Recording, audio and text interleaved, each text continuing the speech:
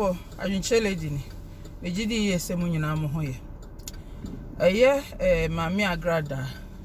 Wabeye video bi ama share wo. Na se ma post wo Adwenkyere show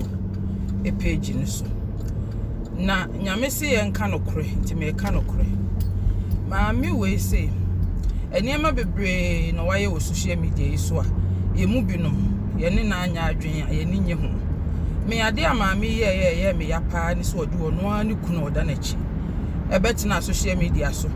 ebe kan sama emfata egu papa ni so eniema amami Agradaa ye nyina ni aye me ya the most eno no. Secondly tim didi words ya use ma Reverend Usubemba me nkasa ono nso ne nkrofo am backfire but words ya amami ni use ye no a papa ni ye bema na eya ahomete be na me ka no kure. And then my video ya wabe ya wo hye sa purple dress bisa no and check cry no ne said the last video as of now make say e wo Adwenkyere show the page ho and some ma me na kan wo no video ni ye long na me say metimi e cut 25 minutes ma me na kan sem pa na me pese me ma Reverend Obofour asunti say and some maame na kan won fa bibia woni maame no wo differences bia anto nchen maame na kasapa wa kansem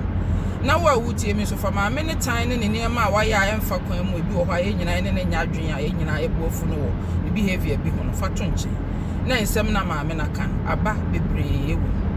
ye nyina ye betimi apply bi e de aboye bra wo social media so na Reverend Obofour mesro se ti ensem na maame na kan pa na quench of fire because ntokwa no hu nya asosofo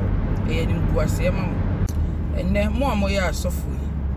enipa bebre na abegu mu na ase e wo masori dem so wo ma begu ho epe ye friend sen bibia wo mo a edi bedidi o so wo ma begu ho pe nyame asemati o so wo ma begu ho epe futu mo ankasa mo misa mo ho se Ghana asofo no ebinom se obra mo bo no social media so ene obra mo bo no e kire amansan e fata o kristoni na nka mpesa fata osofo ana e ya mo misa mo ho saasem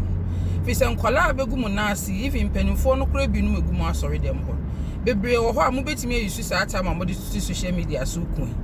e de aye ye friend sen ama wo mo afutu ya abawo mu anase mo kire wo mo akwankyere bi a ebeboaboa wo mo abrabo. Say yes 31st night enti nene mo kun obi a mo ku se de be ya mudi ni be ba bonten na monya edom 31st night dia ene 31st night ne de midi winner ne ma na Agradaa every say wo hwe mu afutu a wo be me ebeboa na ma natimi again a lot of people on the 31st night it is the 31st night ho na mo ku amatches as mo get mu names out there ye de said dem grofo beti mo kasa mo ho no ma ba 31st night ne dia ene se wo hwe mu na Agradaa ene o overcome mu nyina because wo hwe futu ya ma media be ya se nye otan na wo awutie me wo tan na na se wo a wo kasa kire no wo tan no a